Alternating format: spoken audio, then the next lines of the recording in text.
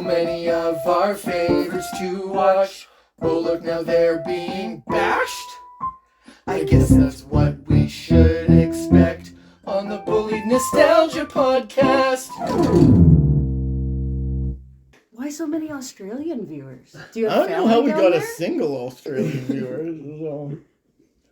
No, they only make up about 5% of our audience. To be fair, but that is 5 more than we ever expected. There is a theoretical and they're not in the world. same spot either. They're like spread out across There's Australia. a theoretical world where they are people using VPNs, though.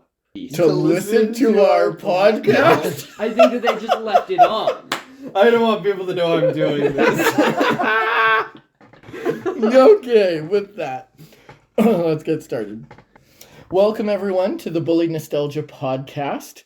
If you don't like what we're doing, feel free to send us an email at bulliedpod@gmail.com. If you do like what we're doing, then keep listening. Bullied Nostalgia is a podcast where we get together, rewatch things that we loved from our childhood with a younger, hipper, more analytical eye, and let my two sons pick us apart emotionally. Oh, okay. Anyways, let's jump into it. We're going to go around the table real quick. Oh, actually, John. Hello. Yes. I had a listener email me and ask you to tell us a little bit more about your Love is Blind adventures. Have you watched any more? Did I talk about Love is Blind on this podcast? Yes, you did. No, I haven't watched any more Love is Blind. You should have warned me about this question. I was determined not to. I have absolutely nothing to say. I'm so sorry, listener. But it is something that my partner really enjoys watching. So you're going to come back with updates later in the season? Maybe that would require me to watch more of it. Yep. Sorry. Okay, let's go around the room. So that was John. We were also joined by Kylan. Hello. Chance. That's me. And I'm Tim. Today we are joined by my friend Danielle. Hello. We're not actually here to talk about Love is Blind. We're back talking about the Odyssey. The Odyssey was a Canadian TV show for kids, I guess, from the 90s. Danielle, do you want to give us a quick summary on what the Odyssey is? Oh, geez. Like a coming of age almost, but in the down world?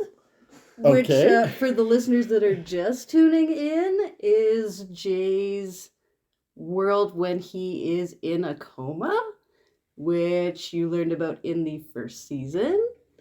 Yeah, so a kid falls out of a treehouse, gets knocked unconscious, and then the TV show is about his journey to regain consciousness.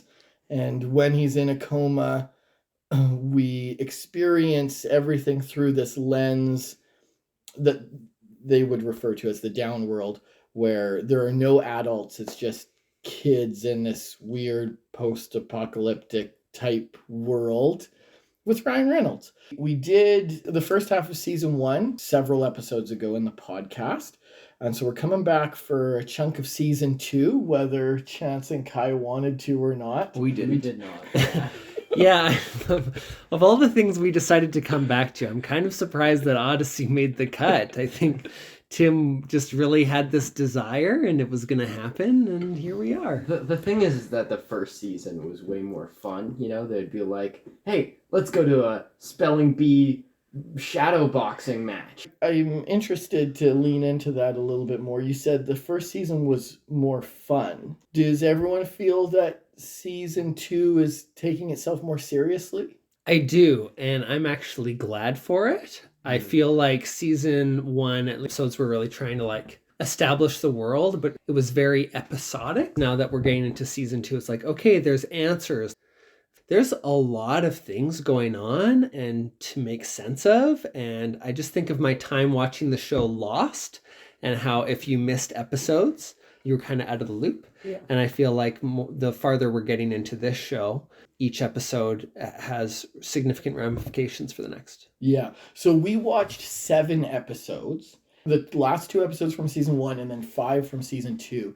And that was more than we watched when we did this the first time. A lot more. It was like, Jim's like, oh, we're going to do Odyssey again. Okay. Like, just message me the episodes. I was like, okay. Ding, ding, ding, ding, ding. You're ding, scrolling ding. down, and we've never watched 7 episodes of a show for this podcast before. But that's it exactly. If you wanted to see this narrative unfold, it was like there were things in each of these episodes that were relevant to it. I think that you're right. This is really meaty for a kid's show. Oh, we can get into it. Just giving you guys some background pop culture stuff before we dive into what people thought of actual individual episodes and stuff. As we mentioned, this show was a CBC original. And so this show was going on at the same time as Are You Afraid of the Dark? It was like a kids' horror TV show. It had the same crew, the same cast. So if you go back and rewatch that show, you will recognize a lot of faces from the Odyssey, and you'll recognize a lot of names of people who are working behind the scenes. Oh, man. I actually kind of want to do that. That's fun. Season 2 of the Odyssey, CBC wanted the show to have more direction. For people who may or may not remember, 2 writers, Vittles and Easton, came up with this show. They pitched it, and they got to make the show whatever they wanted. So CBC brought in Charles Laser for season 2 as the showrunner, and he gave the show direction. Easton and Vittles only did 2 episodes of season 2 before they were let go. Laser would then craft the narrative for the rest of the show.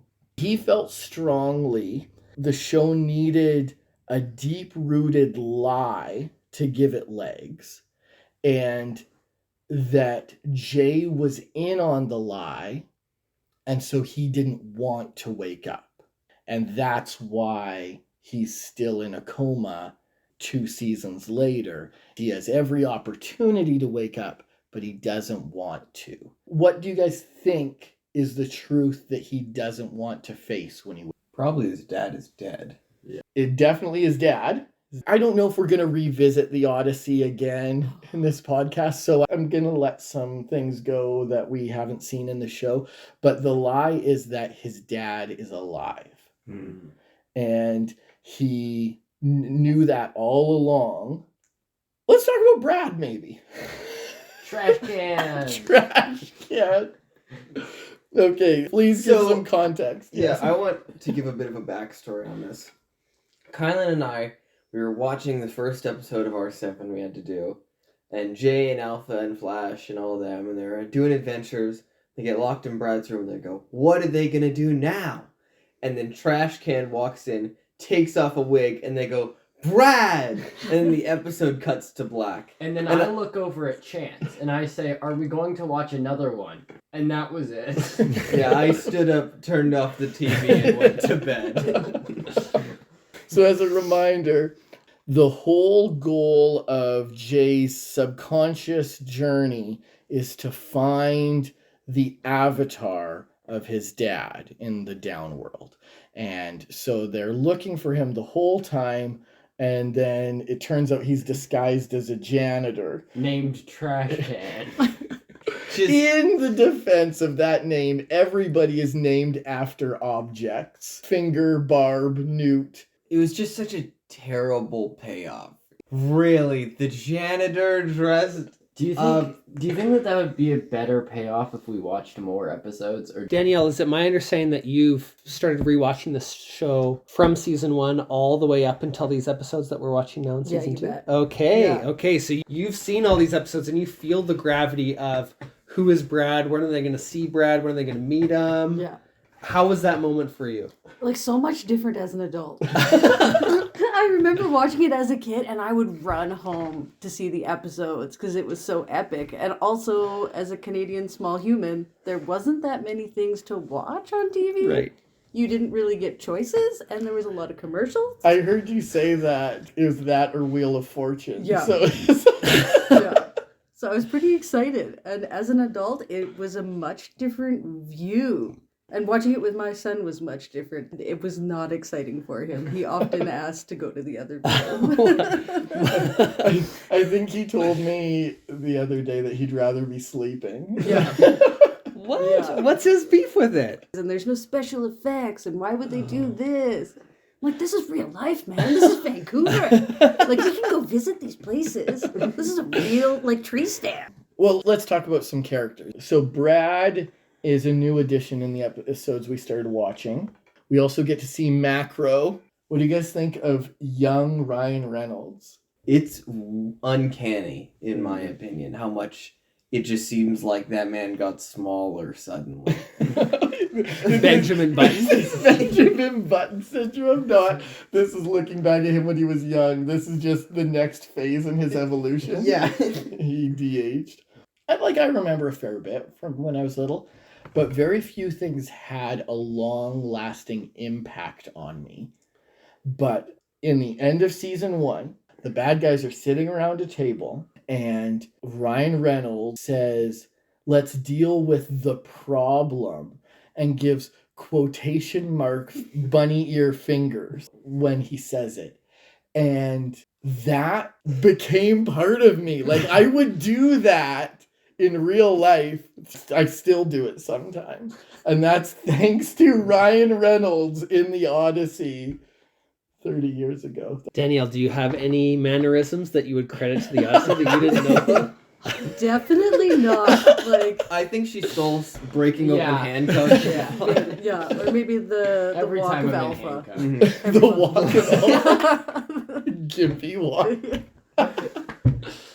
And so you had said this was a different viewing experience for you now as an adult. Yeah, 100%. Yeah, how so? It was something I really looked forward to every day when I got home Right. from school. And it was such an adventure. And now as an adult, I think I'm spoiled by all the magic of TV that we have now. Sure. Like, things So- don't seem as exciting. But when I was a kid, like, that was cool. Like, is he going to wake up this episode?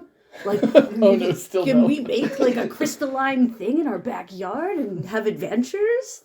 And Corbin's like, yeah, anyways, we can go put on the VR, go on an adventure. Peace out. The other character that we haven't talked about Fractal, but I don't think he's had a huge impact. The other major contributor in the episodes we've been watching is Medea. She's the worst. What? She's like clearly the best actor. She's a very good actor, even as Yeah. a kid. Yeah. When you say you don't like her, that means that her She's doing her acting job. is very good. And these are all child actors, Mhm. right? But part of me watches it and it's like, oh, she's very obviously a bad guy. And then everyone keeps going along with her. It's like, how can you believe this obviously evil She's a woman? good actor. Yeah. It's acting within acting. Yeah. She's dressed like a gypsy from Babes in Toyland, Kylan. So was Alpha sometimes. Right. This is true. So let's get into that. We were talking about how this show takes itself way more seriously in season 2. And that's because we start to really change what a kid's TV show is allowed to be. I wanted to watch up to the last episode that we did because that's where we see Alpha become an antagonist. And her reasoning is different, right? Fractal shows them a crystal near the end of season 1 of what life looks like in the upworld. And Alpha sees that she's got a disability. And so then Alpha is scared of becoming that version. And so she wants to hold on to this reality. And so she pulls away from Flash and Jay. Like I said, I don't know if we're coming back to this show. So I'm more open spoiling some things. Medea actually becomes a protagonist. This is Game of Thrones stuff for kids 30 years before Game of Thrones, where the good guys become the bad guys and the bad guys become the good guys, and there's lots of swapping back and forth. The Odyssey walked so Game of Thrones could run. Which I sometimes feel like characters' motives were quite sudden shifts in what they wanted. Or we started season 2 and Jay's like, I love making pizza. That was a very weird episode. So the protagonist, all of a sudden, who's bent on finding his dad, Gives up. has given up, and there's no explanation for it. Except he loves pizza. Except he loves making pizza. It makes sense that Jay maybe gets scared about this adventure. Like, is it going to materialize? Is he going to find his dad? But there's no subtleties in these shifts for the characters. And so I even felt like Alpha deciding to be peace out, I'm not helping you guys anymore, was really cool. It just kind of... Yeah, I I think- would want to point out that when it was revealed Jay was now a pizza delivery guy, it was so sudden and jarring in season 2 that for a moment I thought they recast him, or it was just not the same character. Yeah, I was genuinely wondering that for a couple of episodes. I was Yeah. like, So weird. Pizza changed his life, I guess. yeah. I think some of it has to do, though, with Laser taking over, right? John and I had agreed to start this back up in season 2, but season 1 just flows directly into season 2. There's no end mark where you say, okay, now we're watching a new season. So we had to go back a little bit into season 1 to really see the stuff about Jay's dad faking his death. But when we talk about things like Alpha's turn, I think some of that might have been Vittles introduced a concept that Laser really liked. Oh, Alpha saw what she looks like in the other reality. And so then when he took over, he said, I bet I could use that as a reason for her to turn. I think that you're right. I think that there is some big swings in how people would react in situations, but I think that might have been the transition between who was running the show, if Sure. that makes sense. It was interesting that Alpha, so one of the protagonists in the upworld, as we mentioned before, she has a disability, and now in the downworld, She hurt her leg. she hurt her leg, and so she's slowly starting to become in the downworld what she is in the upworld. And I thought that was a really cool touch. Like, this is deep stuff for a kid show. Yeah. Yeah. Yeah, Very I don't much know so. if anyone else experienced that, but I was like, I'm having trouble putting the pieces together as an adult. Well, and that's what I mean. When we talked about the show last time, we kind of said, I don't know who this show is for. It's a kid's show, but it's high concept in a lot of things. Now in season 2, it's even worse in that everyone's switching sides and allegiances and alliances are swapping. And it really is Game of Thrones type stuff. But this is for an audience of like 9-year-olds and 10-year-olds. And it's very hard to see why someone thought this was a good idea. But I mean, I loved it. I can tell how it's for kids. Flash. Yeah, okay, good. It's just a dude bro who likes helping out his dude bros. That's the only reason he's there. Do you guys want to talk a bit about Flash? Break some handcuffs in front of you and intimidate you away. He does tear those handcuffs right in half. He He's a does. tough dude. Which is the question, why did he let himself get handcuffed then in the first place? Why did he wait till then to break Yes, the it handcuffs? is very interesting. They get chased and then they're in a corner and they're like, okay, I guess handcuff us. Are people's feelings still the same about Jay in season 2? He does feel like a cardboard cutout. You got to see his love for pizza. I'm definitely the least interested in Jay. Mm. The other, like, he's supposed to be the main character that we're following throughout, but I want to see what everybody else is doing, like Medea's timeline of what she's gone through. And I could really care less about Jay. We were talking about high level stuff. How do you guys feel about the scene where Jay confronts who he thinks is going to be his dad, but turns out to be the doctor that is maybe having a romantic relationship with his mom, right? Like he comes into the house, he turns around, expects to see his dad, and it's not the father figure he was expecting, and that causes him to recess back into a coma. Do people have any feelings on, it's just deep stuff, I guess. I don't know. It made me realize Yeah. just how much I do not like the Upworld storyline. John, Upworld is your favorite. Has Oh, your I feelings hate the changed? mom. She's the worst. What? John, What? she's Zealous Okay, agree. She is John, the I just want to explain Yeah. this to you. Your kid is showing the first signs of movement. Kid, you've been staying here every day. Now that he's actually kind of responsive, how about you leave? She's going through a very hard time. So in the show, in the upworld, Mom is trying to figure out ways to make sure that Jay can get the care that he needs. And so she's having to face some fears that she has. And she also has a conversation with Alpha's upworld equivalent, Donna, I maybe. think. So she talks to this little girl and says, maybe it's time that you think about not being here every single day with Jay, which I mean, like, I would have that conversation with a kid about Yeah. like, Yeah, but not 2 months in as soon as he's finally responsive. Danielle, I'm seeing some facial expressions from you about Mom. Any She's not comments? my favorite. She's really not. Like, her decisions that she makes as an adult, I understand. As a kid, I was like, you have betrayed your son. Like, you're asking all of his Would friends to you take, be- just take 5. Would you be doing the same things were you in her shoes? Oh, that's a dicey one.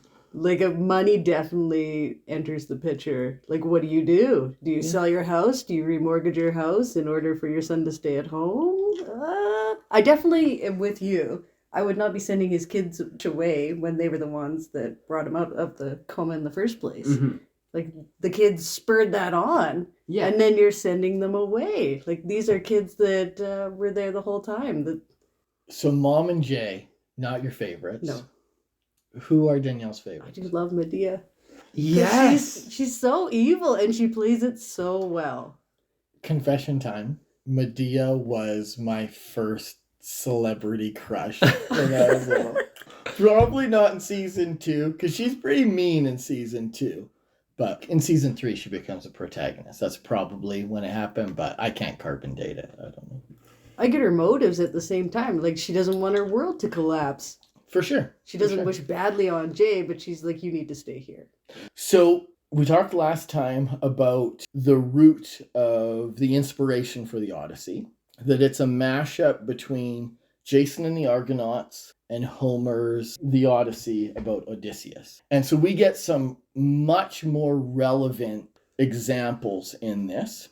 Odysseus leaves to go find his father. He's out there adventuring. At one point, they go up against sirens, and he has all of his crew put wax in their ears, and then he gets tied to the mast so he can still hear their song. We literally watched an episode where Jay gets tied to the boat because it's calling to him to go drown himself, just like the sirens. But Jason and the Argonauts, Jay meets a witch on his adventures named Medea, and she becomes his partner throughout the whole thing. She saves him many times. They get married. That's the love interest. Meeting Medea in season 2, were you thinking, oh yeah, this is the love interest? Not in the slightest. No. She's just evil. Which is so cool. It's so cool that a show can take a character like Alpha, who you would just so much assume to be faithful till the end, right? And then turn her into potentially a villain and all these different things. Like, it's just so cool that allegiances can change like that in life. Well, and we talked about it when we watched this one earlier in the podcast. I just appreciated that they only gave us 4 reoccurring characters in the first 5 episodes of the show: Flash, Alpha, Jay, and Finger. And so it's a real slow burn. They knew that this was the story of Jason and the Argonauts, and they wouldn't even introduce Medea in the episodes that we watched last time. And speaking of really high level concepts for kids, there was that one scene where Jay spends 5 minutes trying to explain what school is. So. Yeah, that scene was hard to watch. Just everything wrong about exposition, boiled down to its bare necessity. What's school? Well, you see, school is where you learn. That sounds bad. It is bad. But, you know, it's not that bad. Let's talk about the downworld, because we talked about it last time. You guys settled on the theory that it was like Inception, where Jay is in a coma, his mind is auto-generating random kids, he's inserting kids that he knows into this reality, but the rest of them are made up. We skipped a handful of episodes, so you guys barely saw it, and knowing how much you guys were paying attention, you probably didn't. Medea is an avatar for another girl in a coma at the hospital who Jay has never met.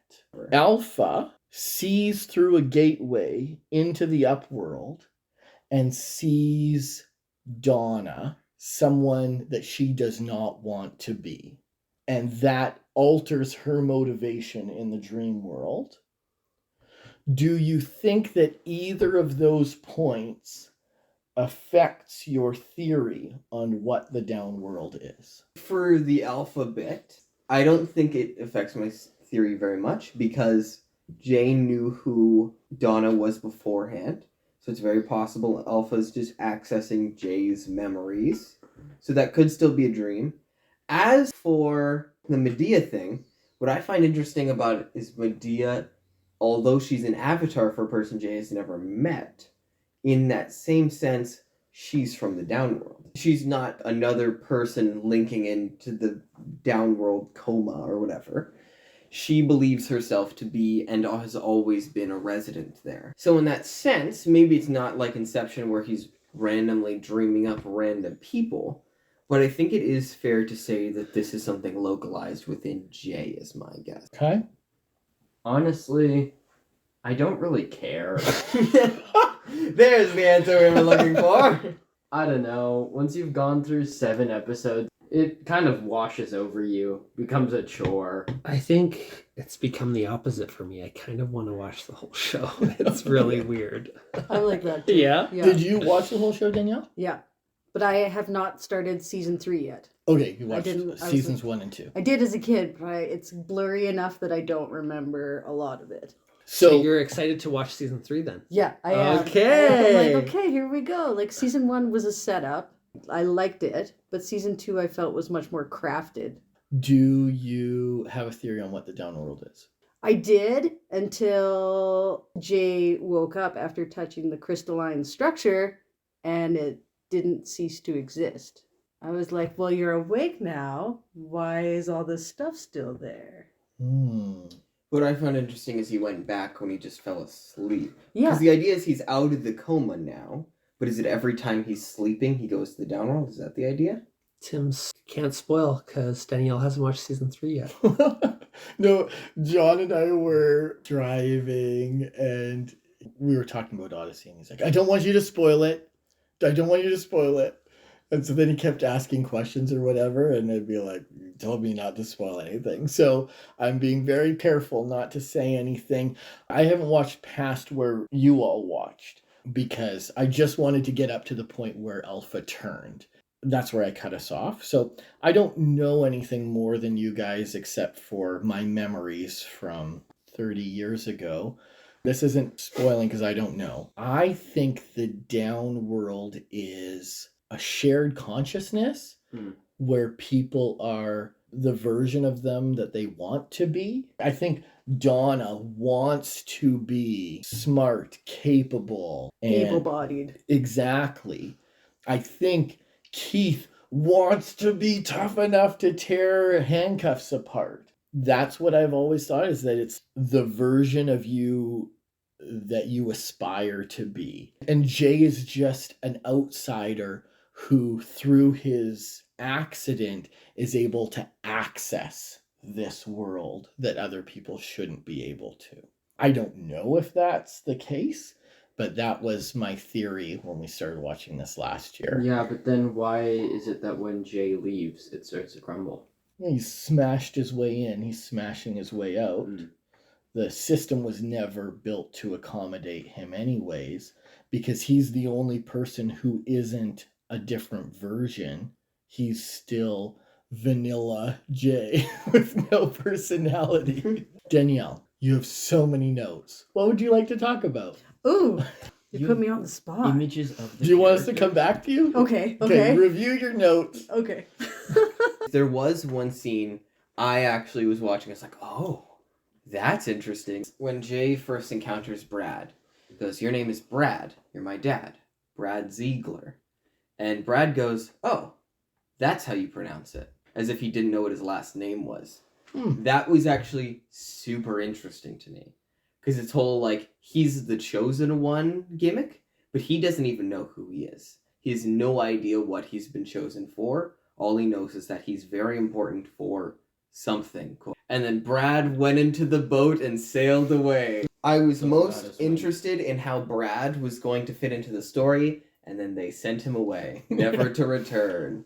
And once again, I think that that's part of the shift in ownership of the show, Yeah. right?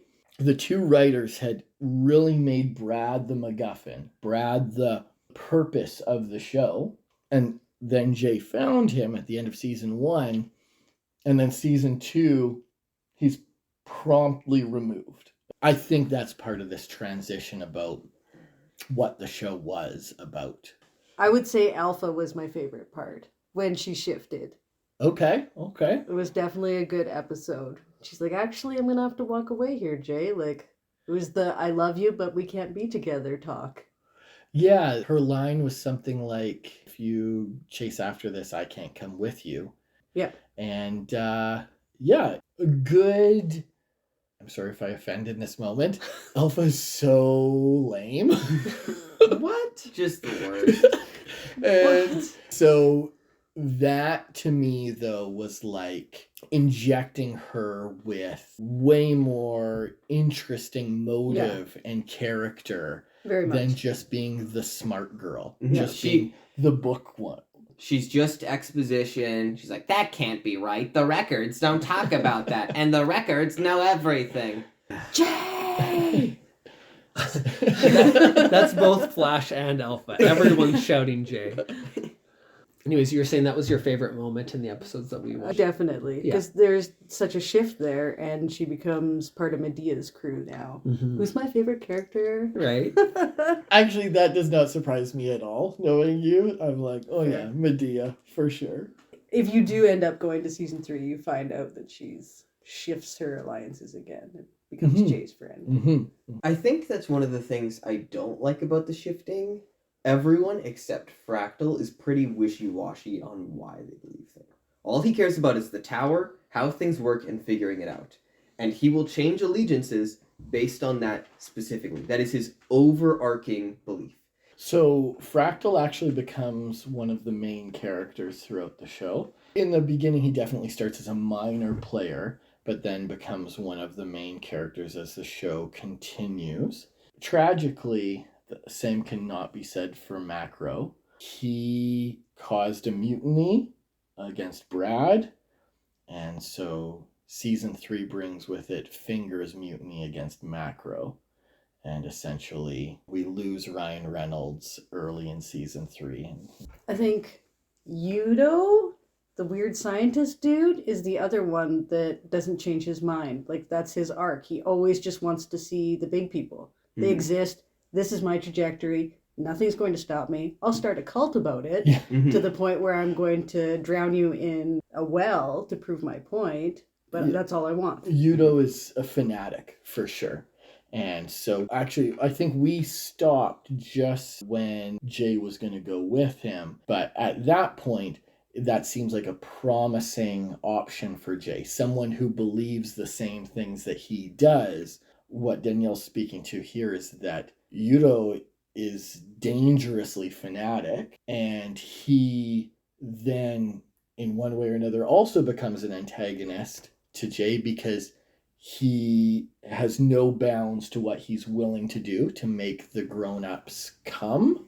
Once again, it's more shifting alliances. Unfortunately, Dreamworld. though, what comes from the shifting of sides, from what I find, is that every single episode, characters are like, I'm not coming with you. And at the end of the episode, they're like, actually, I'm actually still coming with you. If you can tell, Kylan did not like watching the resources for this episode. It was not fun for me. I was having lots of fun. You've got a list of the different actors, Danielle, Yes. and what they look like as adults. Yeah. Did you make any discoveries about any of the actors when you were looking into it, or? It was like going back in time, probably, to my childhood to see Right. where they all went. And, Yeah. of course, your favorite, Ryan Reynolds, is a huge big deal now. And when I did some of the CBC readings of what happened in the cast behind the scenes, they said that they knew that he would be big. Yeah. Like, he was cracking jokes that made everybody. He was laughed. ad-libbing and stuff even when he was just a little kid. Oh, wow. Yeah. Oh, okay. And just a bunch of them come out of nowhere. Like Devon Sawa continued on into some horror movies and like there's a lot of big names that started there. Yeah, I guess when you're making a TV show about kids, I guess you're going to find a lot of child stars. Kylan, how excited are you to watch this show again? Don't do this to me. What would you do different for season 3 if you could continue on If and you could change write it the show. for all the things that you didn't like about it? I just don't really like watching things, especially like one after another or over a short period of time. It's not my kind of show. So if you watch the show 1 episode a week, you'd be really into it. Like we had to There's no other option. with Maybe. commercials. Okay. Maybe not. So your dad just needs to give you more time. No, don't do this. Don't do this. I think the show does a really good job of making things very deep and interesting, but then they kind of throw away a lot of those interesting points. Like the crystal that Fractal has that allows Alpha to see herself gets destroyed immediately. Brad gets sent away. And I think, honestly, what they should have done is, if they wanted to keep my attention, they should have kept feeding me little bits of information. The show does... Let's do closing comments, and then we can do whatever we want afterwards.